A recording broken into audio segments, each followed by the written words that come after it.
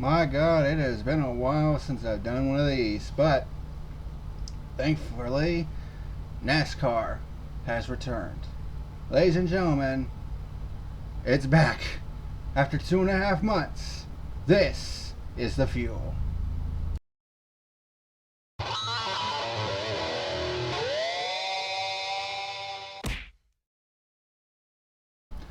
Cheers, motherfuckers. Cream soda. Not sponsored, but it's damn good. But, ladies and gentlemen, or ladies and germs, as I should say, welcome to today's edition of The Fuel, now part of the newly renamed Motorsport Monday here on Packerman71 YouTube channel and all the other channels that I have on various platforms. Wow, it has been a while since I've done a fuel review, and so much has happened in the last 2.5 months to get to this point. But there is so much stuff to go over, and a historic return, as it turned out, you know, because we actually, what is going to be a little bit low-key is the fact that today marked the first ever empty arena race in NASCAR history. So at the end of the last review I said the next race is going to be interesting because it's going to be an empty arena race, but then we didn't know if that was going to actually be the case because then NASCAR shut down for 2.5 months. But it has returned, and the end of that review actually ended up being true, so there you go.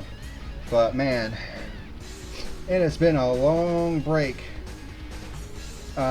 since NASCAR shut down. I mean, we got going with, you know, the Daytona 500, of course, you know, with the near tragic circumstances of that race. Of course, Ryan Newman was back in this race. He had been medically cleared to race in this race today at the time I'm recording this. But it's going to take some getting used to get back into reviewing the NASCAR races. I've been doing, of course, All Elite review pretty much non-stop, you know, and then this week, oh man, this week is going to be fucking brutal because NASCAR has a Wednesday night race, so a midweek race, Wednesday night, going back to Darlington for a Wednesday night show, a 500-kilometer show, and they actually have a sponsor for that race too. This race was the Real Heroes 400 at Darlington, which replaces the Chicagoland race, which we'll get to in News of the Week. But this coming Wednesday night, if weather permits, of course, so it's going to be pretty wet all week. But there's going to be a 500-kilometer race at Darlington, which will replace the spring Richmond race, I believe. Thought my phone buzzed. And that one's going to be 500 kilometers. And it'll be the first midweek cup race since the 70s, which is pretty crazy. And then you have the Coca-Cola 600 next Sunday before Memorial Day, and then they have another midweek Wednesday race once again at Charlotte, which is going to replace the Sonoma race, and that'll be another 500-kilometer race as well. So 4 races within a span of about 10 days. And one of those is a 600-miler at Charlotte. So it's going to be a pretty brutal affair for these Cup guys over the next couple weeks. In June, it's not going to get much easier because they got another midweek race at Martinsville midway through the month. So there's a lot of racing going on right now for NASCAR to get caught back up. So, but it's going to be pretty busy for me too, because excuse me. Because I'm doing the review for the race today, and then Wednesday is the 500-kilometer Darlington race, assuming, of course, that it doesn't get rained out, which in that case it would be pushed to Thursday. But of course, Wednesday night is also wrestling night, which means All Elite Wrestling, so I might have to DVR that episode of Dynamite, which kind of sucks because it's the go-home show. And then this coming fucking Saturday, I got Double or Nothing, you know, for All Elite Wrestling. So I got 2 All Elite Review episodes that I'm going to be doing for that Sunday. And then I got the Coca-Cola 600 as well on that coming Sunday. So next week's edition of The Fuel is going to be a double whammy review, because I'm going to be reviewing in one show of a Darlington midweek race, which is going to be called the Toyota 500. So Toyota is going to be sponsoring it. And then we got the Coca-Cola 600 next Sunday. And in addition, I got, the fucking Dynamite episode this coming week, and then Double or Nothing this coming Saturday night. So I basically got 3 reviews that I'm going to be doing this week. Not to mention all the other shit that I'm going to be doing. Not to mention the fact that, of course, this was in I made an update video yesterday, because this is being uploaded on Monday, that Flea Market Hunter is still going to be on for this year, because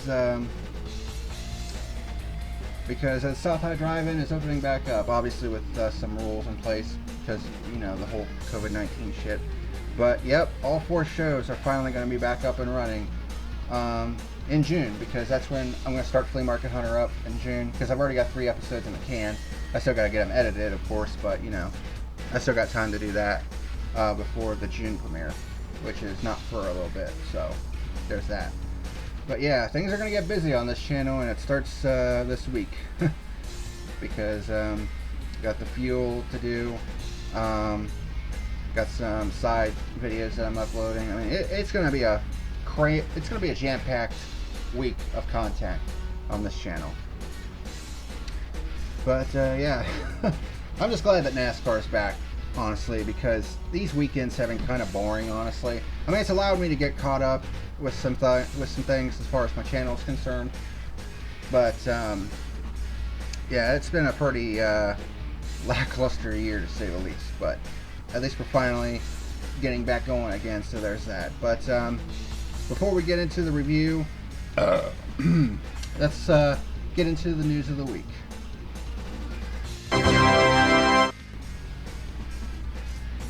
Alright, first news of the week in a while. But yeah, the first thing I'm going to get into is, of course, the whole thing regarding the 42 team. I already made my feelings known about the whole Kyle Larson situation in a video about a month ago, which is called My Take on the Kyle Larson situation. So I'm not going to repeat it here, basically, because I've already covered that topic. But the big thing that came out of this is, like, who is going to replace Kyle Larson in the 42 car? Few expected the return of Matt Kenseth to the car, because he was actually, he had retired from, full-time NASCAR racing at the end of 2018.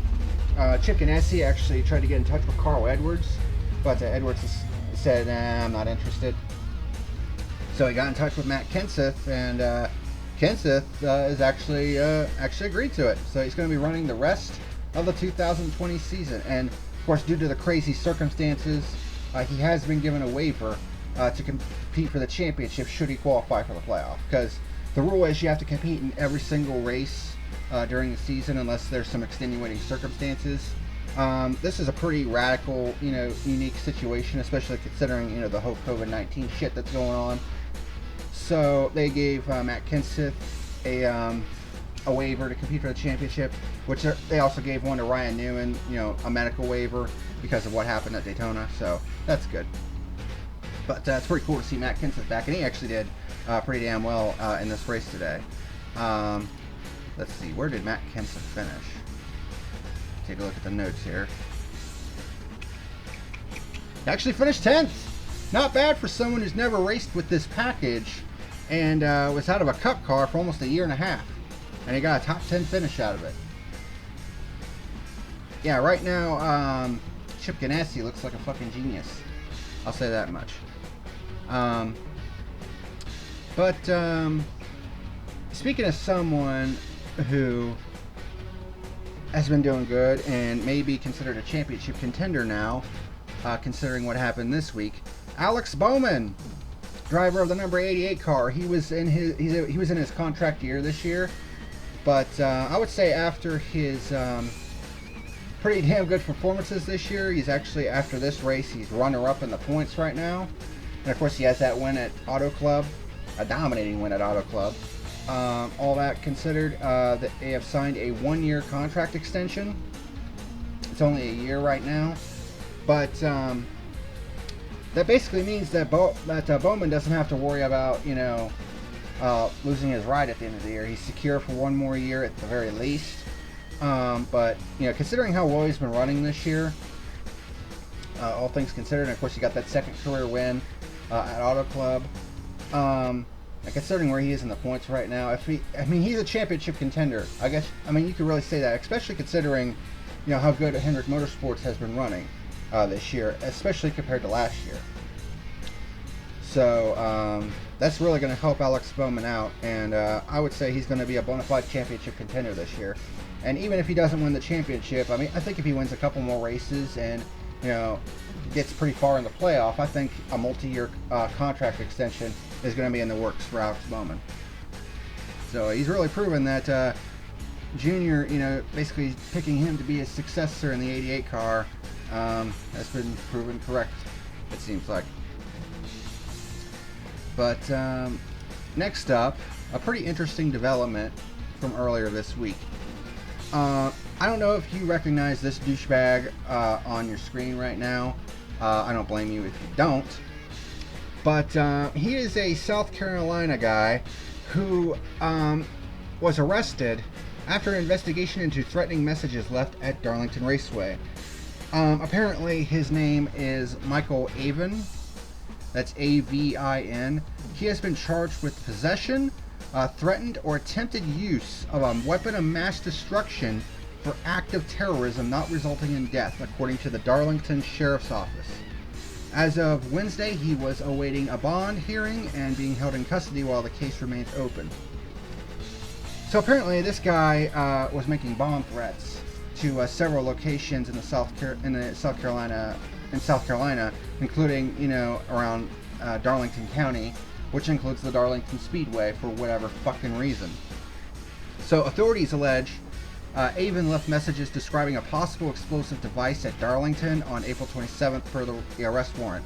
Avon also allegedly indicated in a letter addressed to a different Darlington County location that he had access to 125 tons of bomb-making materials.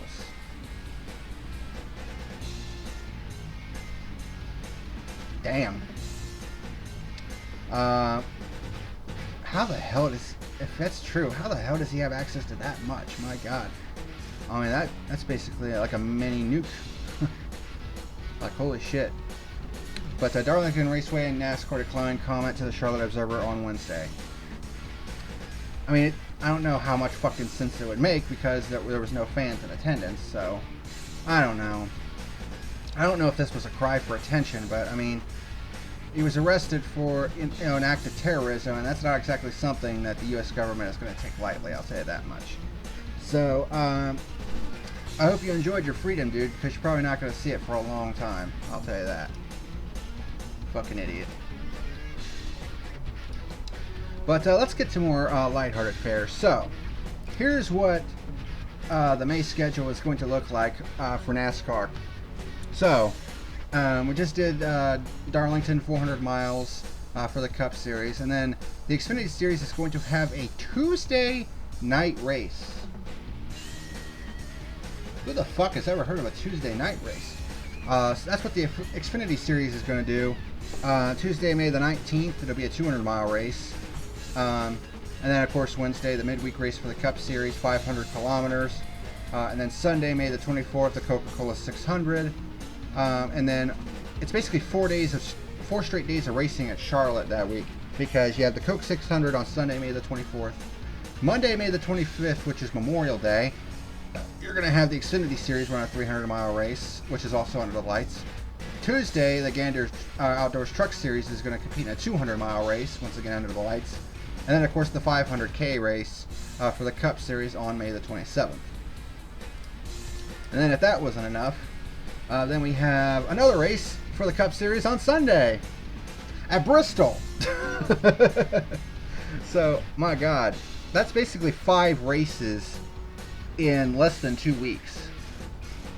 Man, this is going to be a brutal fucking schedule for these guys. Then you have the Gander, and then we get into June, where you have the Ganders Outdoor Truck Series on Saturday at 1 p.m. at Atlanta. The Xfinity Series after that, about 3.5 hours later. And then Sunday, June the 7th at Atlanta will be the Cup Series. And then we'll have another midweek race, this time at Martinsville at 7 p.m. So that'll be a Martinsville night race. So that'll be interesting to see. And then NASCAR goes back to Homestead, Miami, the weekend of June 13th, where the Ganders Outdoor Truck Series will compete on Saturday at 12:30 p.m. And then after that, the Xfinity Series is actually going to do a double header at Homestead, Miami, with a Saturday event on June the 13th at 3:30, and then a Sunday event June 14th at 12 p.m. before the Cup Series race takes place at 3:30 p.m. at Homestead. And then we have Talladega Super Speedway, where the ARCA Menard Series makes its return on Saturday at 2 p.m. Then we have the Xfinity Series Saturday, June the 20th at 5:30 p.m. Has Talladega installed lights? I don't know if they have or not. I mean, if they haven't, that's a pretty late fucking start time for the Xfinity Series. And of course, Sunday, June the 21st is the Cup Series at Talladega. So that's as far as it's gone so far, because everything's kind of been up in the air. But of course, what this has also done is because of all the rearranging, and Darlington and Charlotte now getting 3 points paying races, because they're not losing their dates in the playoff, because Darlington still has the Southern 500, and of course Charlotte still has the Roval. So Darlington and Charlotte are going to get 3 points paying races here in 2020 as a result of this whole COVID-19 crap. And I think Darlington will be the first track in NASCAR history, especially considering also at the top level, to have 3 points paying races in one season. That's pretty wild, especially considering that Darlington only had the one date, which was the Southern 500. So that's pretty crazy. But of course, because of this, there were a couple of tracks that had to lose a date. Chicagoland loses its one date for 2020. And there were some things going on about, there was actually a news story that broke about some potential land development over in the Chicagoland Speedway area. A lot of people thought that Chicagoland was being sold and shut down, but that's not actually the case. There's a lot of empty land around the Chicagoland Speedway area. And I guess they were, the governor of Illinois wanted to kind of do some development around that area or something like that. But Chicagoland's not shutting down, especially not for the foreseeable future. Losing Sonoma kind of sucks, because that's a road course event off the schedule. And then Richmond loses its spring date to Darlington and Charlotte. So kind of sucks, but not really a whole lot you can do about that. Alright, well, that's the news of the week as far as I know. So let's get into the review itself. The Real Heroes 400 at Darlington. Alright, let's do it. First review in 2.5 months. It's been a while. But of course, we're going to be reviewing the Real Heroes 400 at Darlington, which is 293 laps in length. The stages broke down like this. Stage 1 was 90 laps, Stage 2 95 laps, and Stage 3 108 laps. This was basically a show up and race kind of deal. No practice, no qualifying whatsoever, just show up and race.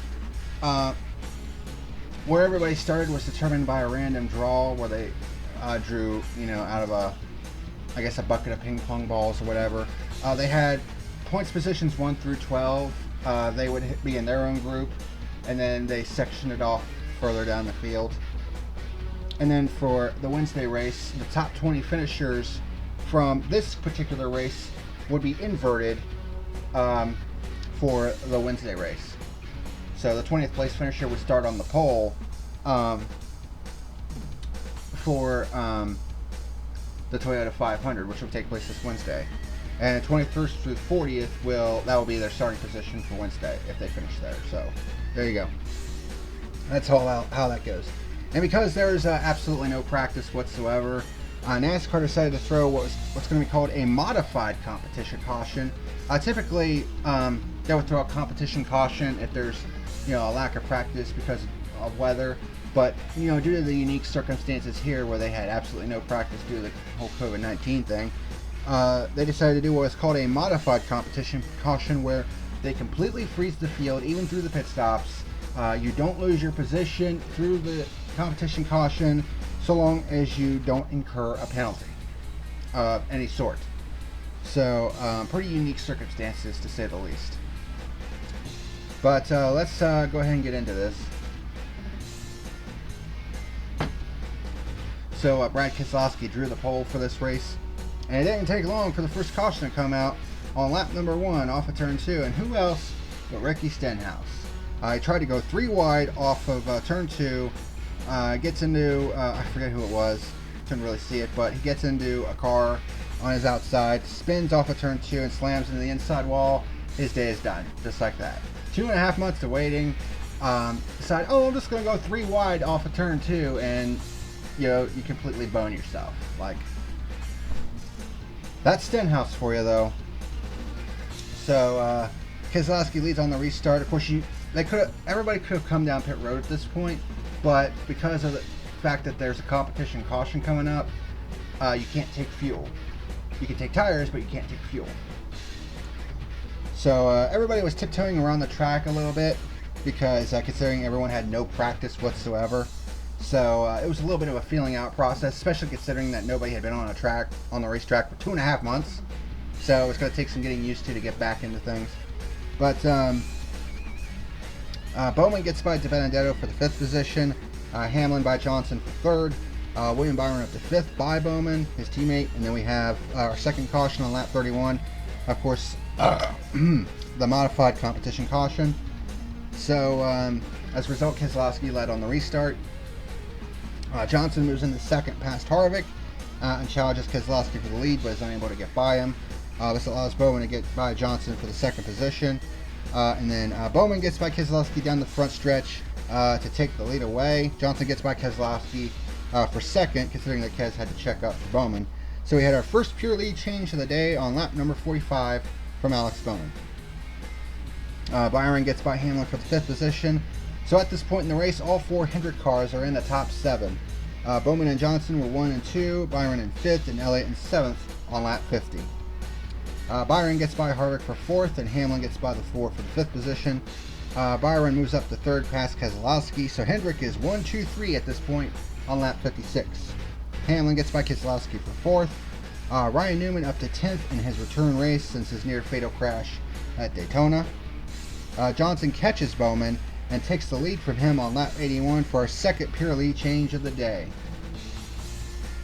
And that would be it for pure lead changes for the rest of the race. Yeah, not a whole hell of a lot of lead changes in this race, unfortunately. But this was still a wacky ass race, to say the least. But Johnson taking the lead on lap 81. Byron gets by Bowman for 2nd, and then Hamlin gets by Bowman for 3rd. As it appears that Bowman has worn his tires out on this run. Byron and Hamlin start fighting for 2nd, and then we had our 3rd caution on lap 90 coming to the end of the stage. And this one was a head scratcher, to say the least. Johnson pushes the 17 of Chris Buescher into the wall off of turn 2. Buescher's trying to stay on the lead lap. This causes the 17 to bounce off the wall, and he tries to, and he also gets loose off the wall. Tries to correct it, but gets into Johnson, which spins the 48 into the inside wall. And of course, looking at the replay, it was pretty clear that Johnson had gotten into the 17. I mean, not really much you can do about that one. And he even admitted as much, yeah, that was a bonehead mistake on my part. So, it sucks, but, that's just the way it is. So William Byron wins stage 1 under caution. Everyone comes in for service, obviously. That was pretty much the theme of the day because, of course, it's Darlington. When the caution comes out, you better be coming for 4 fresh tires. There's no question about it. Harvick wins the race off pit road. This is another thing that would be a common thing because he had the advantage of being in the very last pit stall on pit road. And that's due to the fact that he is the points leader right now. So we come to stage number 2, which was 95 laps. Harvick leads the start of stage number 2. And on that pit stop, Ryan Newman and Chase Elliott were nabbed for speeding penalties. Those would be the only ones of the day, though. Hamlin gets by Byron for third as Byron smacks the wall. As it turned out, he actually, it looked like he lost the right rear tire, but apparently it was a loose wheel that caused him to get loose and hit the wall, which then caused the tire to go down. Either way, the fourth caution would come out on lap 109 when Byron spins in turn 1 trying to limp it back to the pits. He would get it repaired, but he would finish laps down. Everyone comes in for service, obviously, and Harvick wins the race off pit road, obviously. So he leads on the restarts. Kurt Busch gets by Bowman for the second position on the restarts.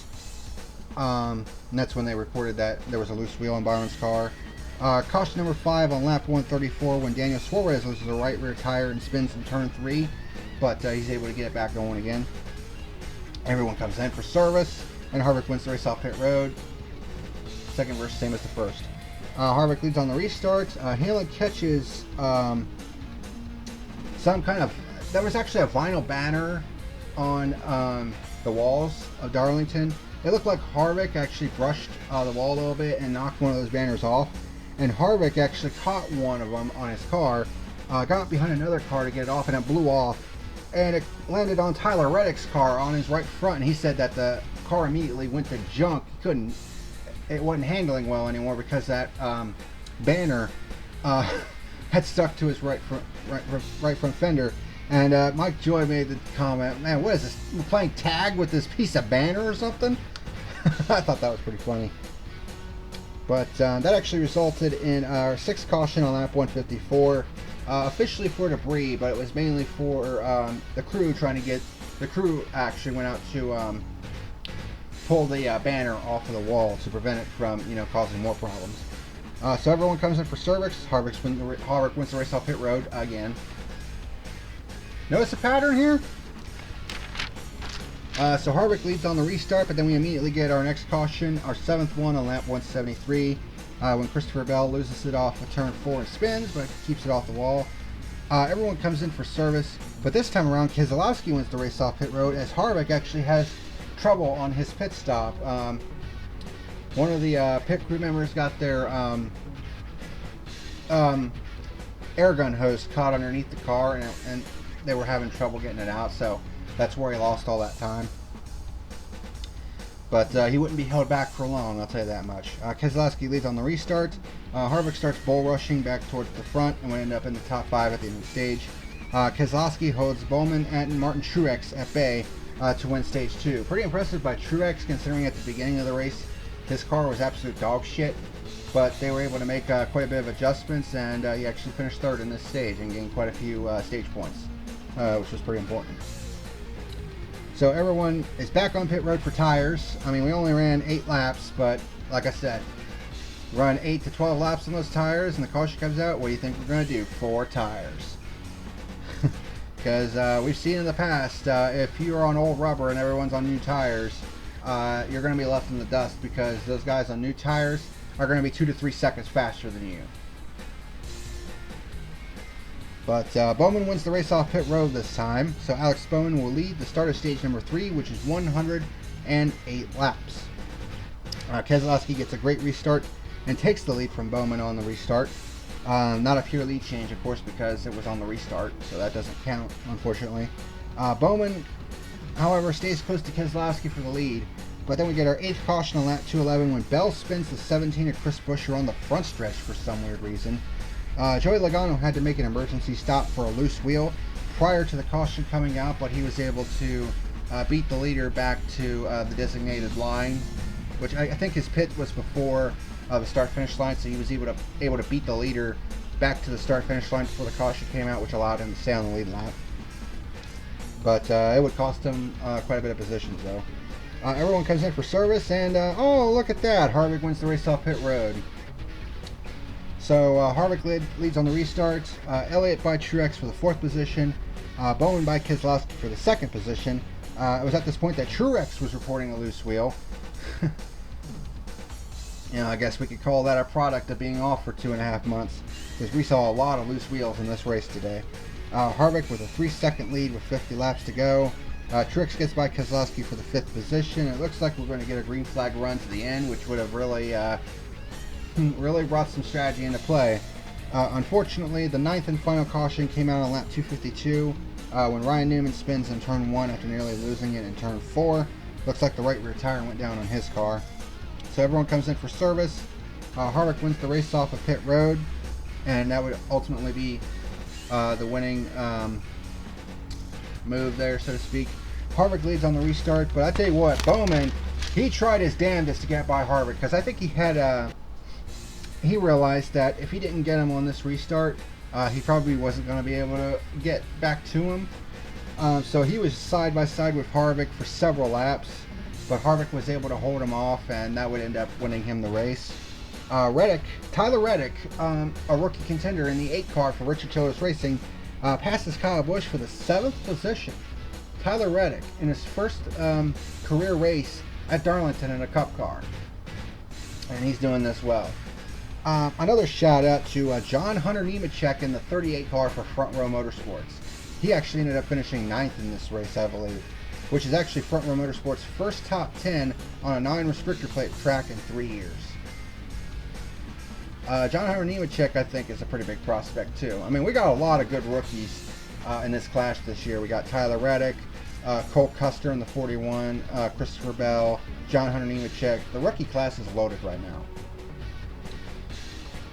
Kyle Busch has to come in for an unscheduled pit stop for a loose wheel. Tough break for him. Jones also reported a possible loose wheel, which actually turned out to be the case, because he actually had 2 lugs loose in post-race tech inspection, which is going to result in his crew chief getting fined and being suspended for a race, which I think is fucking stupid as shit. I mean, why does the crew chief get penalized for that? He's not the one handling the fucking air guns. I mean, the real person who should be penalized is the guy holding the fucking air gun, the tire changer.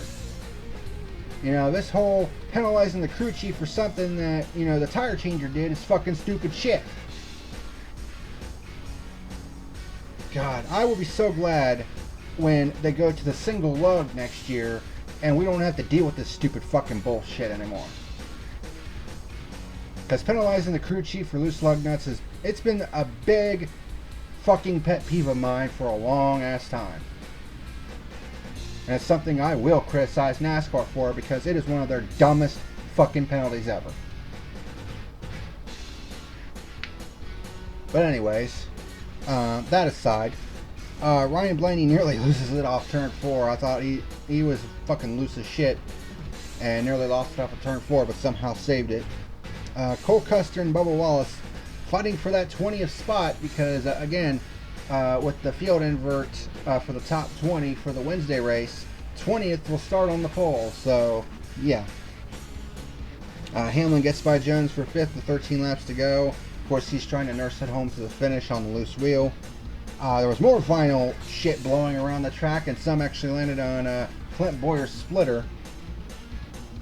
But at the end of the day, Kevin Harvick, I mean, he was not going to be stopped on this day, and wins the Real Heroes 400 at Darlington for his 50th career NASCAR victory. He becomes only the 14th driver in the entire history of NASCAR to win 50 Cup races in their career. NASCAR's been around for over 70 years, and he is only the 14th driver to reach the half-century mark.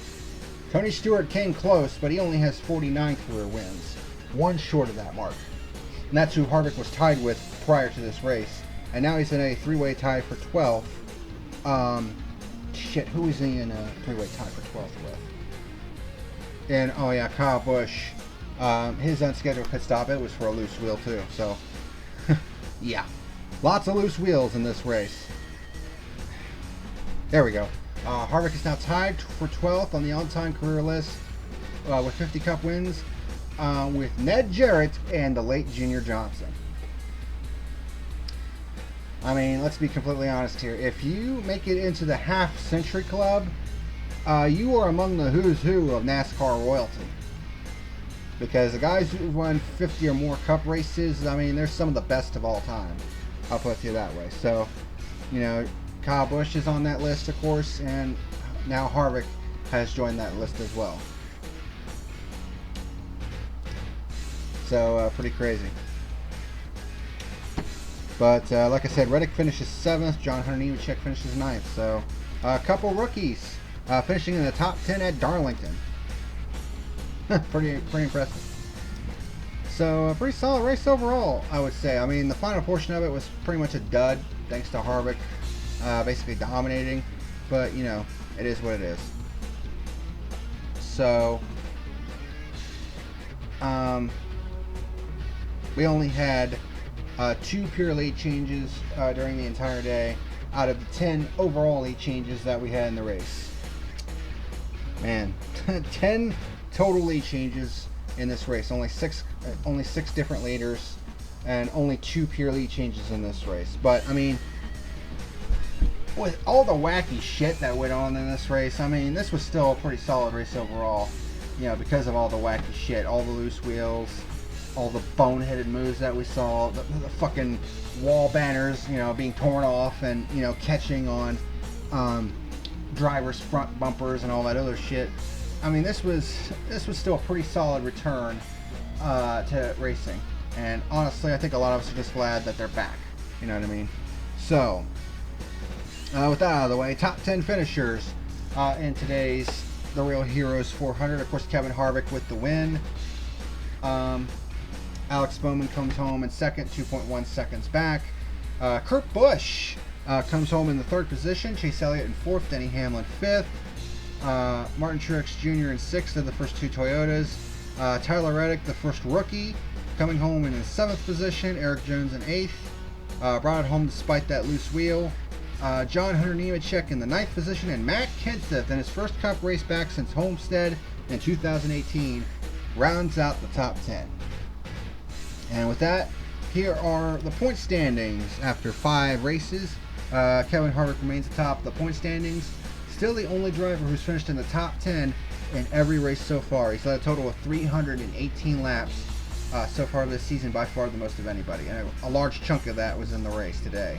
But Alex Bowman moves up to 2nd in the points, despite only having 2 top 10s in 5 races. He has 0 DNFs though, and he's finished high up in the stages, which has given him a lot of stage points as well. So that's probably why he's 2nd right now with 190. Joey Logano, despite the fact that he has 2 wins and is the only multi-time winner, is 3rd in the points. Chase Elliott, the first non-winner right now, in 4th. Brad Keselowski in 5th. Denny Hamlin 6th. He's locked in though with his win in the Daytona 500. Then you have Eric Almirola, Ryan Blaney, and then you have Matt DiBenedetto in 9th in the points in the 21 cars. So I'd say they made a good choice with Paul Menard retiring at the end of last year. Clint Bowyer in the top 10 in points in 10th. Martin Truex Jr., this was his first top 10 of the season. First 4 races have been a bit of a struggle for him, but he's 11th. Jimmy Johnson drops to 12th in the points. Kurt Busch up to 13th, despite the fact that he has 3 top 10s and only 1 DNF. He's 13th in the points. I think that shows you that he hasn't finished all that well during the stages. His brother is right behind him, Kyle Busch, in 14th. Man, he has not been looking all that good this year. And that's your defending champion, by the way. Of course, Kyle Larson without a ride. And then you have Chris Buescher in the 16th and final spot. Of course, you could probably count Eric Jones in the final spot, since Kyle Larson's going to fall out of that spot anyways before too long. And then you have Austin Dillon, Bubba Wallace, and Tyler Reddick rounding out the top 20 in the point standings, heading out of the Sunday edition of Darlington, with the Wednesday edition coming up in a few days. As for my final rating for the 2020 The Real Heroes 400 at Darlington, it was honestly a pretty solid return, historic return, with the first ever empty arena race. I mean, the first 2 stages were pretty wacky. The 3rd stage kind of got, kind of boring, with Harvick just basically dominating the end of the race. I mean, Bowman tried to make it interesting on that final restart, but Harvick was just not going to be denied today, unfortunately. It's just the way it goes sometimes. But yeah, with no practice whatsoever, I mean, it was a pretty interesting first stage to say the least. Um, but despite the fact that we only had 2 pure lead changes and 10 overall in this race, this was still a solid return for the Cup Series. I'm going to give it a solid 6 out of 10. So, good return, and honestly, it's great to see NASCAR back in action after such a long layoff due to this whole COVID-19 bullshit. You know what I mean? But that is going to do it for today for this edition of The Fuel. Man, 2.5 month break, and just glad to be back and doing this again. Of course, the next couple weeks are going to be brutal as far as content is concerned, because I got All Elite Review. Of course, I got The Fuel again, Green Gold Games. I got to keep track of that shit. And then in June, Flea Market Hunter starts up officially. So, lots and lots of shit to do. But I'm going to try to get some days off of work next week to help mitigate that a little bit. So, thank you very much for watching. It is good to be back on The Fuel. And until next time, which we're going to do a double whammy review, this is the Packer Man signing out. See you later.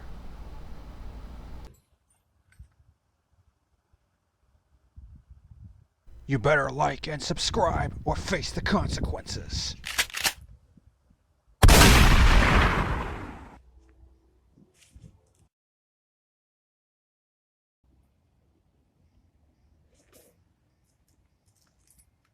You have been warned.